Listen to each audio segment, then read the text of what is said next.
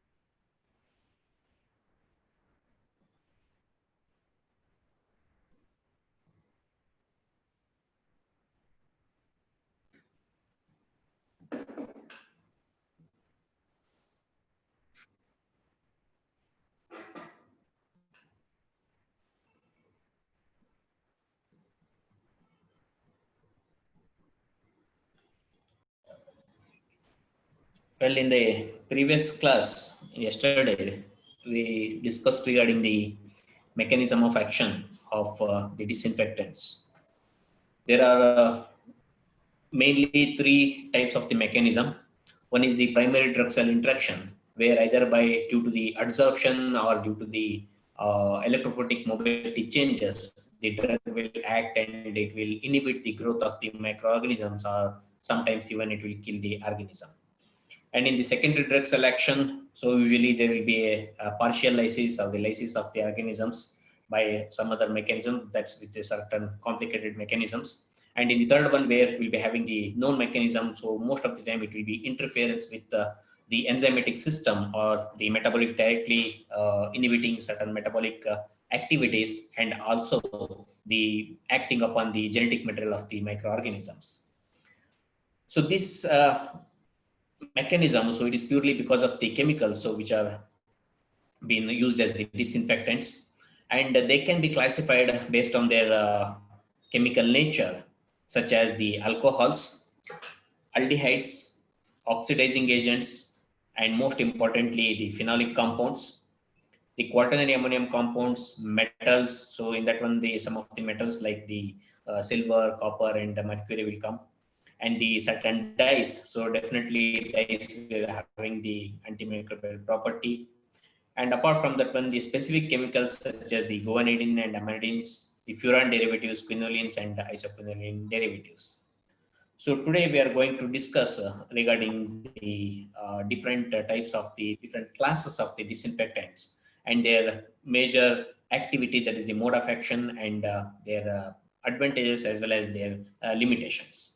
So first of all, the first one classification which is based on its use is the air disinfectants. The air disinfectant, as the name itself indicates, so they are typically the chemical substances capable of disinfecting the use in order to reduce the microbial load in the air. So especially it could be the room or it may be your vehicle or somewhere. So at presently we use a lot of aerosols to sanitize our the vehicles like the car and bus and other the commercial vehicles as well as the people who are traveling. So these chemicals, so they can be used in the air. And in 1928, that there was a study which found that the airborne microorganisms, so they could kill using the mist of the dilute bleach. Dilute bleach is nothing but the chlorine water. So that diluted chlorine water or the bleach, so it can be used in the form of the mist to reduce the microbial load in the air. So it was found even in the 1928. And air disinfectant, they must be dispersed either in the form of the aerosol or in the form of the vapor at a sufficient concentration in the air to cause the number of viable infectious organisms to be significantly reduced. So this is how these air disinfectants will be used.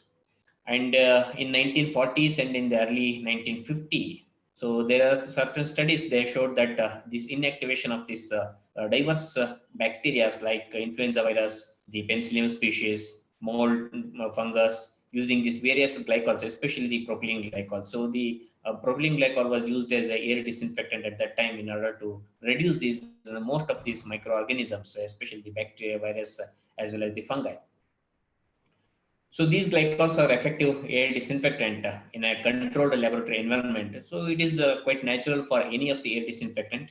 It's very difficult to use them effectively in the real world environment because of the disinfection of air is sensitive to the continuous action. See, the thing is that, okay, if the room is enclosed, and then you can spray this the air disinfectant, and that room can be kept disinfected for a quite longer period of time, provided the doors are not open and the outside air is not entering inside. If this is not possible to use it in the outside any room or in a control outside the controlled condition, because the air it will be circulating and it is very difficult to use this. So we need to use this very frequently in order to control these microorganisms in the outer world. So, but within a room, it may be the operation theater, or it could be the room, or any surgical for any minor surgeries and other thing, and even the vehicles, so the car and bus and other things. So they can be effectively, they can be disinfected or they can be sanitized by using these air disinfectants. So then coming to the major classes of the disinfectant, in that one, the first one, it comes the very simple chemical agents. So that is the alcohols. So these alcohols, they are a very good bactericidal agent, fungicides and viricides, especially for the enveloped virus. And these alcohols are low to intermediate level disinfectants. So I've already discussed in the previous class regarding the resistance of the organisms. So depending on that one, which type of the organisms our disinfectant is going to affect. So based on that one, its level of disinfectant can be decided, whether it is a low level disinfectant, intermediate level disinfectant, or high level disinfectant. Those disinfectant which will kill only the sensitive organisms, so they are the low level disinfectant. Those will kill the moderate resistant organisms, so then they are the intermediate level, and those kill the especially the spores. So then such a disinfectant, we call them as the high level disinfectants. So this alcohol, it is used, it's a very oftenly it's used to carry the other antimicrobial chemicals. So it is used as a vehicle in incorporating the other disinfecting agents. As such, alcohol itself is a very good disinfectant. And apart from that, if you add some other, any other chemicals or any other disinfecting agents, so that will become a very effective formulation. They, especially the alcohol, they act by denaturation of the proteins. We know that the alcohols are having the ability to denature the proteins and disrupt the plasma membrane, because the plasma membrane, it is usually made up of the lipids. So these lipid is soluble in the alcohol. Alcohol will solubilize the lipids. So because of which the alcohols will disrupt the plasma membrane of the microorganisms, and also they take part in the denaturation of the proteins, especially certain essential enzymes. But the major thing is that they do not have any effect on the fungal spores and the bacterial endospores. So they are not sporicidal in nature. So that is the reason we call them as the low to intermediate level disinfectants. So they do not have any effect on the spores, either the fungal spores or the bacterial spores. And especially these alcohols, they act by the denaturation of the protein, and the denaturation of the protein, it requires the water. I have already told you regarding this while discussing the moisture sterilization, why moisture sterilization is more effective than the dry sterilization. It's mainly because in the moisture sterilization, we are having a water of hydration for the denaturation of the proteins. So here also the same thing apply. So if you want to denature the protein, if you want to destroy or precipitate the protein, so definitely it requires the water, the presence of the water. So that is the reason usually 60 to 90% alcohol is used as a disinfectant. But more oftenly we use, if we are using the ethanol, we use the 60 to 70% ethanol. And the another very good disinfectant which will be used is the isopropanol, which is used in the concentration of 50 to 60%. So most of the time we think that by increasing the concentration, so we may increase the effectiveness of the chemicals, but it is not possible in certain chemicals such as the alcohols. So ethanol 60 to 70%, it is a very good disinfectant. It's a sanitizing agent. So if you reduce the concentration less than 60%, its activity reduces. And at the same time, if you go on increasing its concentration more than 70% also, its activity reduces because of lack of the water molecule for the denaturation of the proteins. And whereas isopropanol or the isopropyl alcohol, it is used in the concentration range of 50 to 60%. Methanol can also be used as a disinfecting agent, but it is most of the time it is avoided because of its toxic effect. So it's a very good, these vapors of the methanol, they are very good fungicides in nature. It acts on the fungi. So alcohols are also used as the preservatives in some of the vaccines.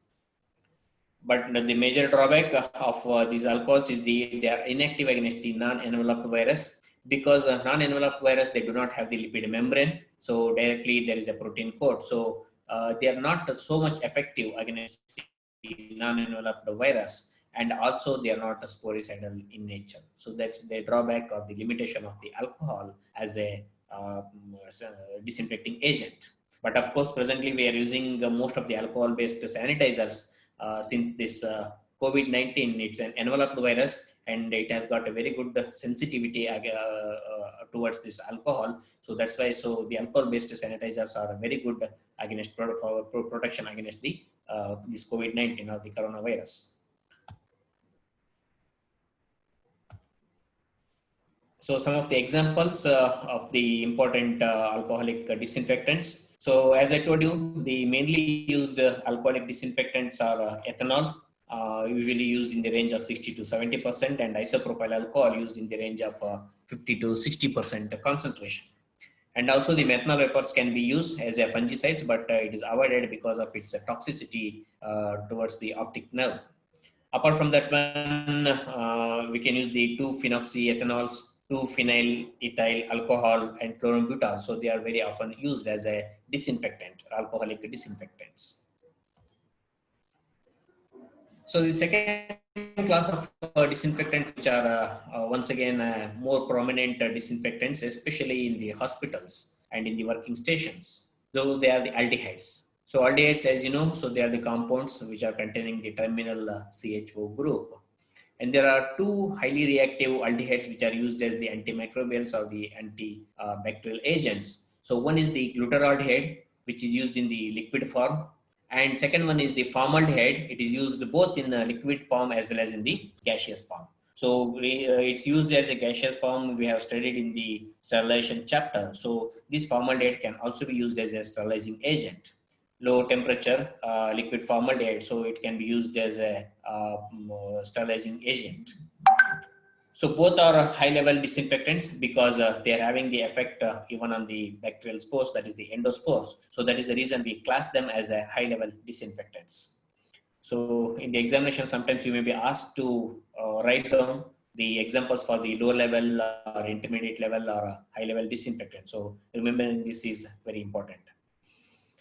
So aldehydes, they usually cross-link to the organic functional groups, especially to the amino groups which are present in the proteins as well as in the enzymes. And these reactions, they denature the protein and inactivate most of the time they inactivate the nucleic acids. So aldehydes, they act by combining with the amino group of the proteins. So they bring about the cross-linking and polymerization. So first one is the glutaraldehyde. So usually this glutaraldehyde is used in the laboratories. So and they use the 2% solution of the glutaraldehyde in the liquid form as a disinfecting agent. And this glutaraldehyde is very effective in killing the bacteria, virus, and fungi. And the treatment for 10 minutes with the glutaraldehyde, it will disinfect most of the objects. And the same thing, if you keep any material in contact with this glutaraldehyde for 10 hours, so it will be sterilized. That means even it can kill the spores at that time. It's a very rapid sporicidal and tuberculocidal in nature. That means that is the reason it is a high level disinfectant, because it can even destroy the spores, the bacterial spores, that is the endospores, as well as the Mycobacterium species.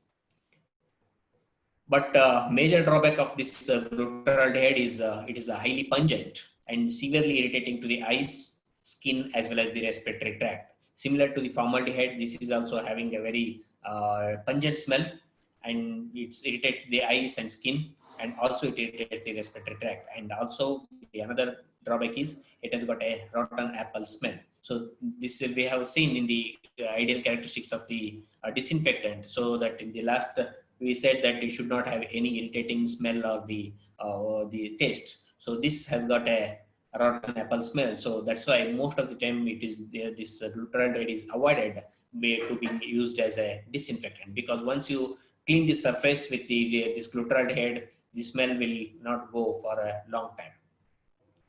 So this is the structure of glutaraldehyde here and the mechanism. So as I told you, it brings about the polymerization. You can see the this is the enzyme which is having an amino group. The number of amino groups will be present, and this glutaraldehyde it will link with the amino group of the one enzyme, and the another group, another aldehyde group, it links with the amino group of the another enzyme. So bring about the polymerization of these enzymes or the proteins, and which will denature these proteins, or it will precipitate the proteins. So usually it reacts with the free lysine residue of the which is the amino group from the lysine residue. So it will react with that, the aldehyde group, and then it will bring about the polymerization. The second aldehyde is the formaldehyde, which is most commonly used as a disinfecting agent in most of the places.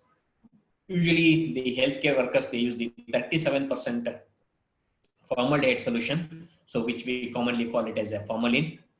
And it is used to disinfect the isolation rooms, the exhaust fans, cabinets, surgical instruments, dialysis machines, even the microbiological laboratories. So microbial lab can also be it can be disinfected by using this formaldehyde. It's a very simple to use. You just take the formaldehyde solution, just put in certain oxidizing agents like the potassium dichromate, RKMNO4. So in that one, and then keep it in that room with the in a closed room, so that it will create the vapors, and these vapors are having very high penetration power, and even they can penetrate through the cracks of the wall, and they will kill the microbes. So it's a very good sporicidal in nature. We have already discussed regarding that mechanism of this formaldehyde as a sterilizing agent. So it has got the ability to kill, even destroy the spores. And but the main drawback of the formaldehyde, once again, it's an irritant for the mucous membrane, and is also carcinogenic in nature. So the excessive exposure to the formaldehyde, so it will irritate the mucus, and the continuous exposure may even cause the cancer. So that is the reason one has to be very careful while using, but it's a very good disinfecting agent.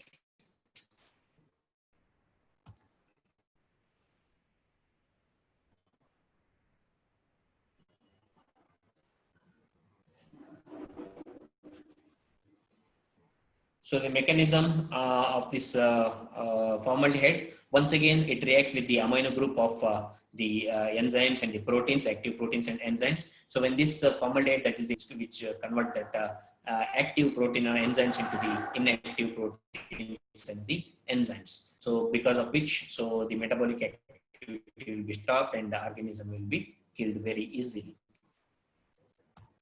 So the third category of the disinfectant, that third class, so that will be the oxidizing agents. So these oxidizing agents, most of the time, they produce the reactive oxides, the nascent oxygen atom or the hydroxyl radicals. So these oxidizing agents act by oxidizing the cell membrane of the microorganisms, and this results in target the cell membrane, and because of which the cell membrane and cell wall of the bacteria will be disrupted, these microorganisms will be disturbed, and then because of it, it causes the cell lysis. So it could be the partial lysis or complete lysis of the cell, and then it will lead to the death. Usually the chlorine and oxygen are very strong oxidizers, oxidizing agents. So these oxidizing agents, they are a high-level disinfectant, similar to the aldehydes. They are also high-level disinfectant, and also they can be used as the antiseptics. So even the skin and the tissues, they can be used. The main reason for their activity as an disinfectants is the release of the hydroxyl radical. So here you can see this is the hydroxyl radical. This is not a hydroxyl ion, so it is a hydroxyl radical where the oxygen is very free to react, and this highly reactive oxygen species in the hydroxyl radical, it brings about the oxidation into the various cell organisms. They are highly sensitive for these oxidizing agents because already the anaerobic organisms, they are very much sensitive to the oxygen itself. But in presence of these oxidizing agents, they are still more vulnerable, and they can be very easily killed. So presence of these hydroxyl radicals. So they are very effective against infections of the deep tissues, and they are used in the deep puncture wounds. And the three most commonly used oxidizing agents are one is the hydrogen peroxide, the second one is the ozone, and peracetic acid. Hydrogen peroxide we have already discussed in the sterilization, because even the hydrogen peroxide in the form of gas plasma, it can be used as a sterilizing agent. And even the ozone is a very good oxidizing agent, and the another one, third one is the peracetic acid. This hydrogen peroxide, we'll discuss its mechanism later. So it's a very common household antiseptic. So most of the time, if you see that if you go to the doctor with a puncture wound, so with a deep wound, so usually the first thing what they do is they add the hydrogen peroxide solution on the wound. So when there is a thing will take place, and what happens that the hydrogen peroxide, it reacts, and when it is exposed, so it produces the oxygen. So that's the bubbles. What you can see is that production of the oxygen, and intermediate to that production of the oxygen and the water is the hydroxyl ions. And these hydroxyl ions, they cause toxicity to the microorganisms. And the ozone is a very reactive form of this oxygen. So it is generated when oxygen is exposed to certain electrical discharge. In some cities, they use this ozone for the treatment of the water to disinfect the water or to make the water potable. So this ozone is used. But the main problem with the ozone is it's very expensive for the production, and second thing is it's very difficult to maintain the proper concentration of the ozone in a given liquid form. So that is the reason, as a disinfectant, it can be used in the large scale for disinfecting the water, but not in the small scale. So this is how this hydrogen peroxide it acts. So hydrogen peroxide, it produces the hydroxyl radical, and ultimately this hydroxyl radical, it combines with the hydrogen ion, and it produces the water, and the oxygen will be released. So here these hydroxyl radicals which are produced, so during their, so they are highly unstable and they are highly reactive species. And because of their instability, so they want to attain the stable form. So that is by converting into the water molecule. So for that one, they require the hydrogen ion. So that hydrogen ion will be taken by especially the lipids reaction. So because of that oxidation reaction, oxidative damage, it will take place to the lipids, proteins, as well as the nucleic acids. And there instantly it will kill the microorganisms.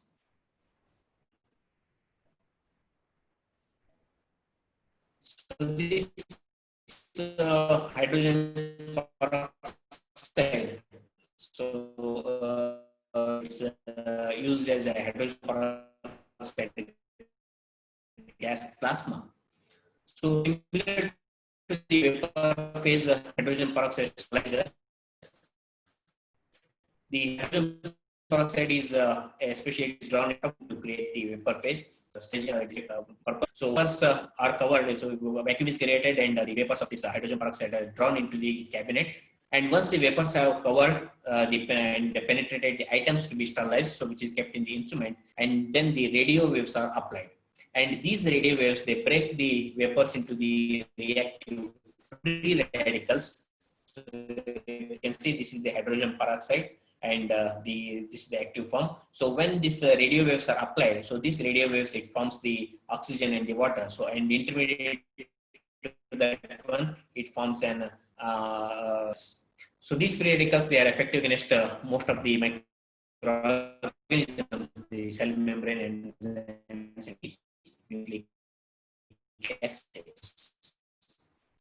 So first the material will come in contact with the reaction stage, and then when the radiowaves are injected, so it causes the release of the hydroxyl ions, and these hydroxyl ions, they instantly kill the microorganisms.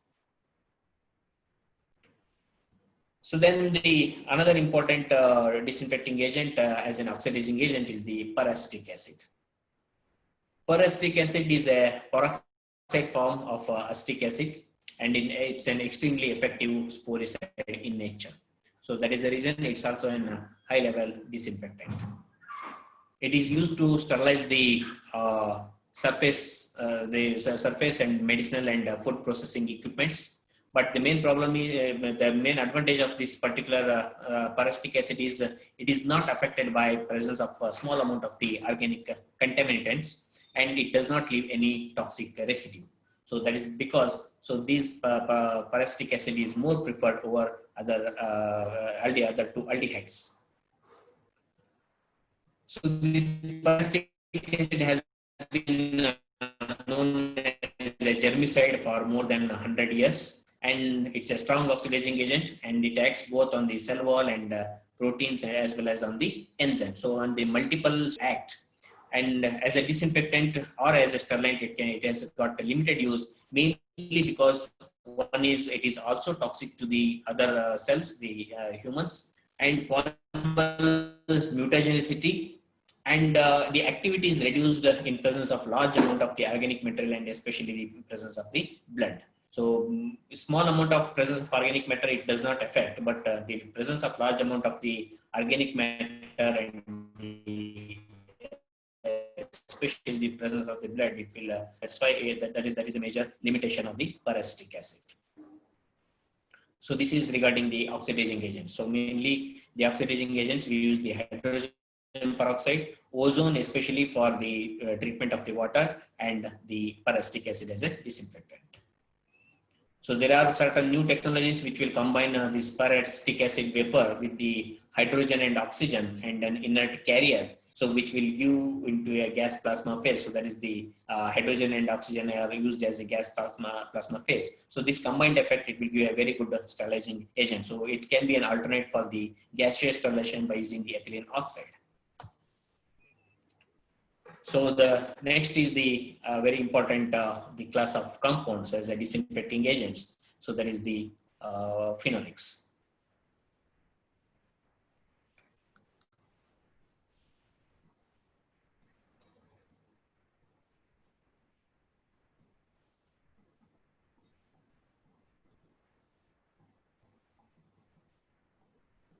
Okay.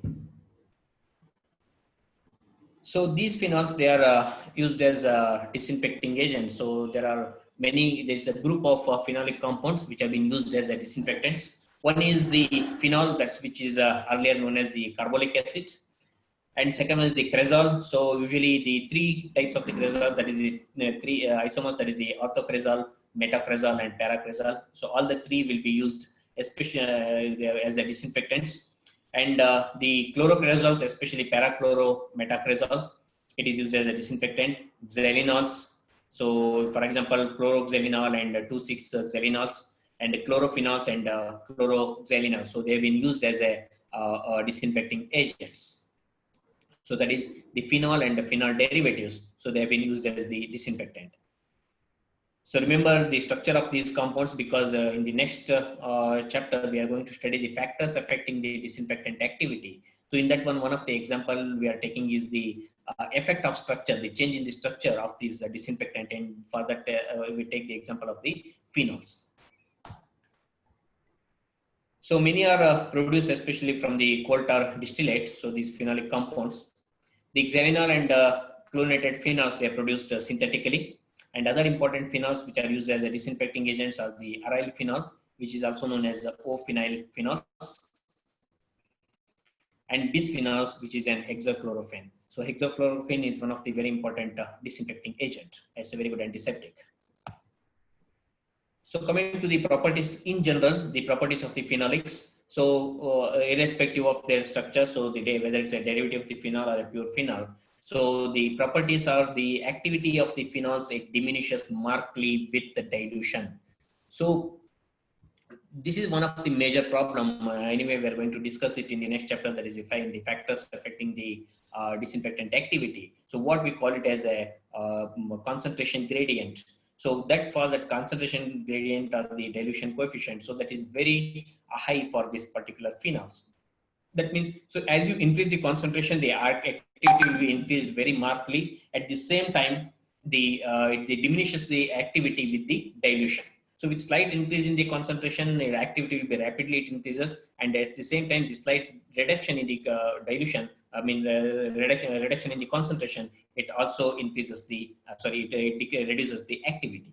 So except for hexachlorophene, hexachlorophene is not so much affected by the dilution. So activity it increases with the increase in the temperature. So once again, temperature plays a major role. So whenever we are using the phenol, so with the slight increase in the temperature, by using the instead of using the water in the at the room temperature, if you use the warm water or with some water, hot water, so the activity of these phenols will be very high. And these phenols, most of the phenolic compounds, they are active in the acidic pH. So usually one of the major factor in the deactivation of these phenols is the alkaline pH. So they are active in the acidic pH only. And presence of organic matter, it diminishes the bactericidal action. That's mainly because the main mode of action of this disinfectant, these phenols, are the adsorption. So these phenols, they get adsorbed to the surface of the organic matter. And because of adsorption to the organic matter, so their effective concentration will be reduced. And here you can see that with the reduction in the concentration, activity will be drastically reduces. So that is the reason the presence of the organic matter, it definitely it reduces the activity of the bactericidal action of the phenolic compounds. Simple phenols, they are highly water soluble, whereas chlorinated phenols, they are poorly water soluble, but they are more potent and less toxic than the simple phenols. So simple phenols, they are more water soluble, but they are highly toxic. And these chlorinated phenols, they are very good antimicrobial in nature, but their solubility, water solubility is very less.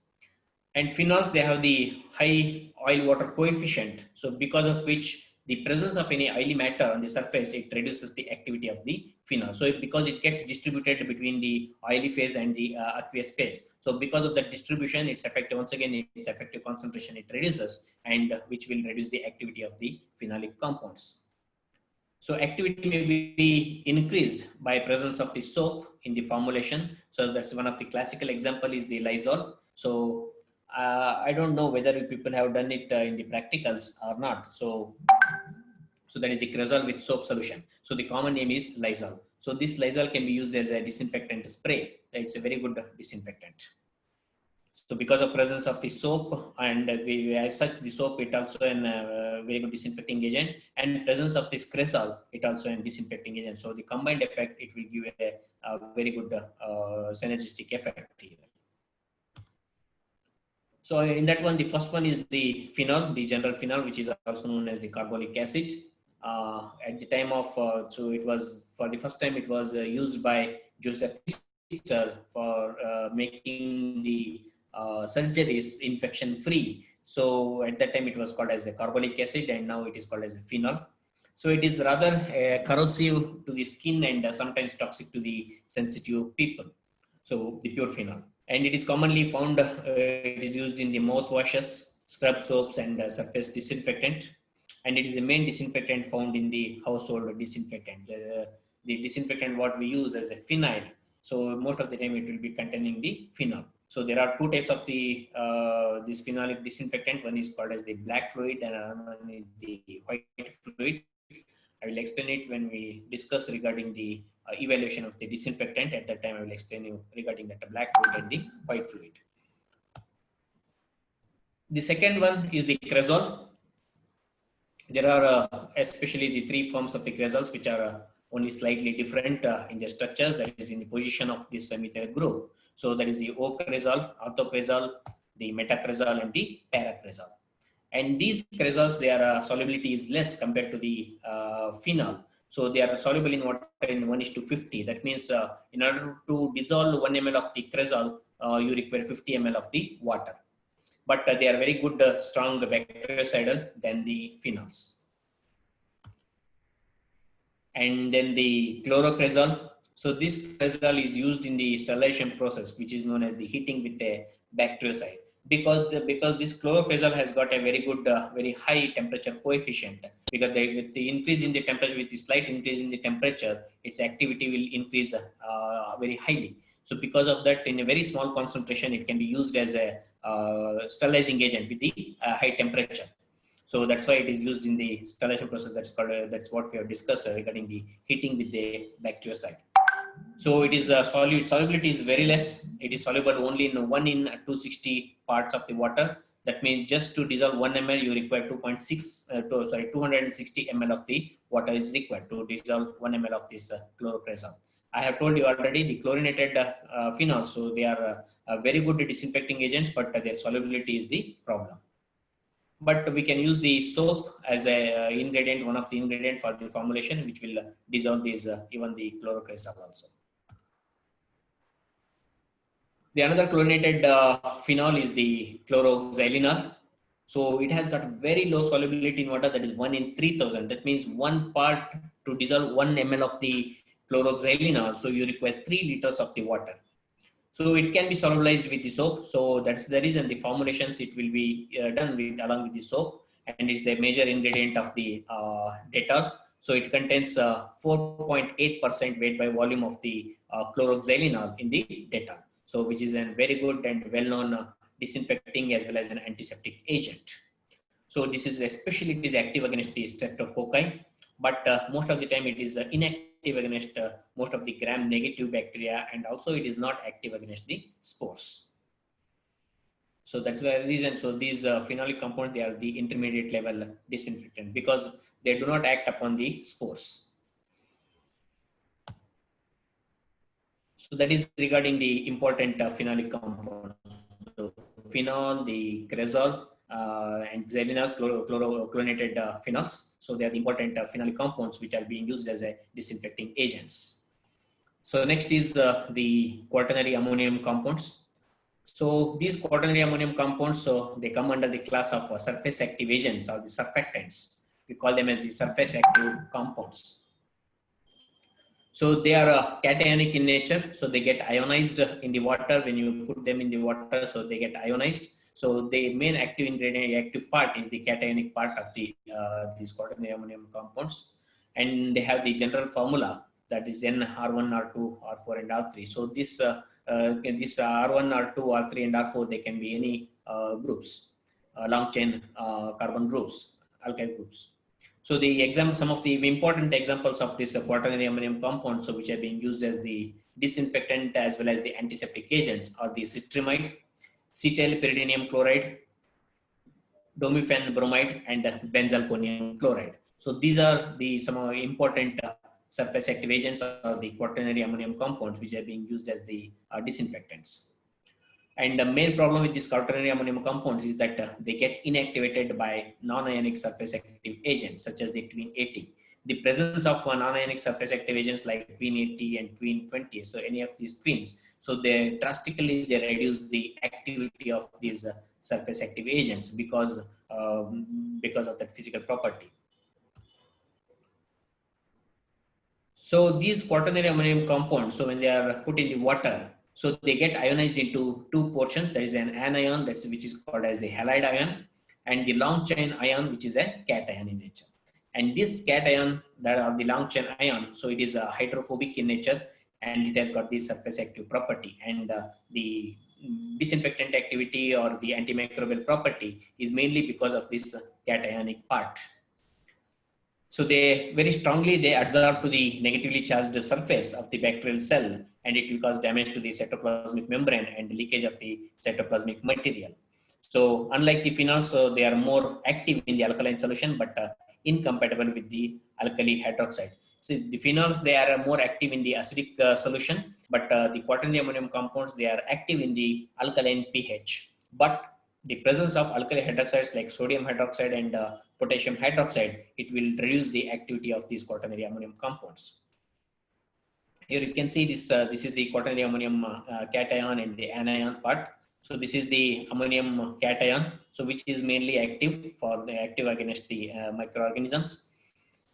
So this part, you can see here in the structure. So this is the bacterial cell membrane and cell wall, and this cell membrane, which usually it is made up of the negatively charged ions. And this, the cation, which is positively charged ion, so it will get attracted towards the this bacterial cell membrane, and it removes part of this lipids which are present in the cell membrane. It gets attached to the cell membrane, and thereby it causing a pore or a hole in the cell membrane of the bacteria. And this pore which is formed, so it will cause the leakage of the cystolytic content, that is the cell constituents, and or also it brings about the precipitation of the cellular material and the destruction of the essential gradients, so these certain chemicals. So because of which it will kill the microorganism or the bacteria. This surface active agent is having two different mechanisms. One is called as the carpet mechanism, and another one is the barrel steve mechanism. In the carpet mechanism, in the beginning, so these cations, so they will they lay as a carpet on the surface of the cell membrane of the bacteria, and thereby they reduce or they eat up, especially they eat up the cell membrane. So the lipid content of the bacteria will be dissolved, and thereby it forms a hole in the bacterial cell membrane and causes the leakage of the cellular constituents. And in the barrel steve mechanism, which usually it happens in the small concentration, so it forms the pores in the cell membrane of the bacteria, and because of which the cellular constituents will be leaked out of the bacterial cell, and it will lead to the death of the bacteria. So examples are the cetrimide. So this is the general structure. So here they are, they having the general formula of CnH2n plus 1, and N could be the number of carbon atoms. Here it could be 12, 14 or the 16. And the another example is the acetyl pyridinium chloride, and another one is the benzalkonium chloride. Once again, the benzalkonium chloride is the R is having the general formula of CnH2n plus 1, and N could be from 8 to 18. So all of them, they are called as the benzalkonium chloride, and the structure it keeps on, it changes depending on the molecule which is present in this particular position. So that is regarding the surface active agents or the quaternary ammonium compounds. So the next class of the disinfectant are the metals. Definitely the metals have got a very good disinfectant property, because these metal ions in a very small concentration, they are having very good antimicrobial properties. So these metals which are used as a disinfectant, it may include the mercury, silver, as well as the copper. Other metals also, they could be having the disinfectant activity, but their use as a disinfectant or as a antiseptic, so their use is limited because of their toxicity. But somehow the mercury, silver, and copper, they can be used as a very good disinfectant as well as antiseptic agents. So these heavy metals, they are not sporicidal in nature. They are moderate level the disinfectant. So the heavy metal, they bring about they oxidize and inactivate the proteins, and can be toxic to the humans also, because invariably they are not selective in the toxicity. So they are toxic to the microorganisms, and at the same time they are also toxic to the humans also, human cells also. So that's why their use is been very much limited. So especially the gold and silver fillings in the teeth. So in the long term, they may cause the systemic toxicity. So because these ions, these heavy metal ions, even in small concentration, they will bring about the toxic effect. This thiomersal is being used. This is the structure of thiomersal. It is a mercurial compound, mercury along with the organic compound. So this is the thio group and the mercury group. That's why it's called as thiomersal. And also the silver nitrate eye drops are used. So you might have seen most of the eye drops, they contain the silver nitrate. But mainly because of the toxic side effect of this thiomersal in the humans. So in the United States, its use been restricted, not completely abolished, but it is used only when it is unavoidable or its use been restricted. So when I said the toxic effect of these the heavy metals, so these heavy metals, they show the toxic effect in the very small concentration, especially in the ppm level or the ppb level. So that is parts per million or parts per billion level. So they show the activity. So one of the thing you can see here, so this is the Petri plate which is having, which has been inoculated with the microorganisms. And in one place at the center, you are having there is a bore has been placed, and in that one, the silver amalgam has been kept. And the another one, the gold foil has been kept. So surrounding this, the silver amalgam and the gold foil, you can very clearly, you can see what we call it as a zone of inhibition. So there is no growth of the organisms surrounding this particular place or where we kept the silver amalgam or the gold foil. So this is mainly because what happens that when we kept the silver amalgam, so it will slightly reduce the ions of the silver and the gold. So they will be released into the media and they migrate towards the away from that where we have kept it. So because of that very constant toxicity of these as well as silver ion as well as the gold ion in the media, so the organisms will not prefer to go near or they will not grow in that particular place. And this is the zone or the place where there is no growth of the organism takes place. We call it as a zone of inhibition. And this particular activity, it is called as the oligodynamic action of the heavy metals. So oligos, it stands for the few, that means the small concentration, and dynamics means the force. So they are highly active in a very small concentration. So that's why it is called as a oligodynamic action of the heavy metal. So remember this particular word. So most of in the examination in the Viva, you may be asked regarding this. What is oligodynamic action of the oligodynamic action? So you should be able to explain it. So when you place a small amount of the either heavy metal in a media containing the microorganisms in a Petri plate, so you clearly produces the zone of inhibition. That is mainly because of the presence of these ions, the heavy metal ions, so surrounding that place, and which will inhibit the growth of the microorganisms. And this is what we call it as the oligodynamic action of the heavy metals. The one of the major, the important heavy metal which is being used as a disinfectant is a mercury. So simple, it is can be used as a simple inorganic compound such as the mercury chloride. So with most commonly used disinfecting agent, this mercury chloride, and also it can be used, the complex organic compounds such as the phenyl mercury compounds can be used. So mercury chloride is used in the concentration of 0.1% solution. And it's a very good rapid bactericide, highly toxic to the microorganisms and corrosive to the metal. So it also reacts with the metals. So that is one of the disadvantage of this particular mercury as a disinfecting agent, but it's been rarely used. It is used as a surface surface sterilizer in the tissue culture laboratory. 1% solution of the mercury chloride in 70% alcohol. So mercuric oxycyanate is another important organic compound which is used as a disinfectant. It is less toxic compared to the mercury chloride, and 0.1 to 0.2% solution is used in the treatment of the conjunctivitis. And another one is the ammoniated mercury, which is used in some of the ointments. And phenyl mercuric nitrate and phenyl mercuric acetate. So they are very good, they are effective antibacterial and antifungal agents. And this acetate, that is phenyl mercuric acetate, is more soluble than the phenyl mercuric nitrate.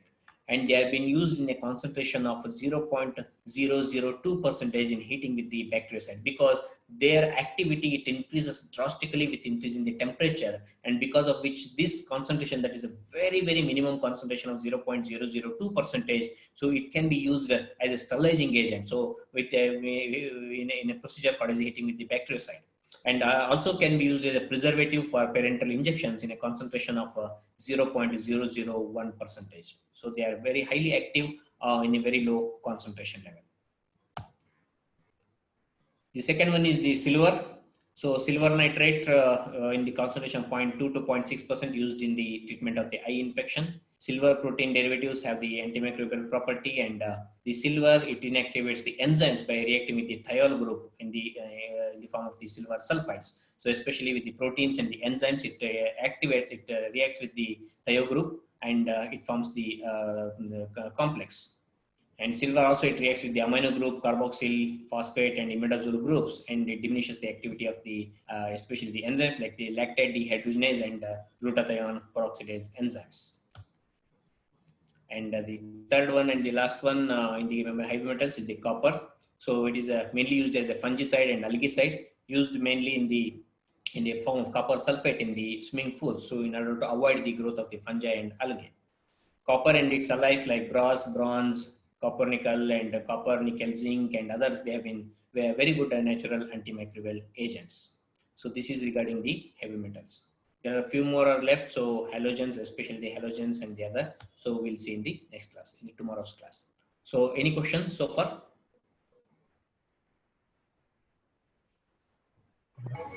No, sir. Okay. In that case, I end up the class for today. We'll see in the tomorrow's class. Thank you. Thank you, sir. Thank you, sir. Thank you, sir.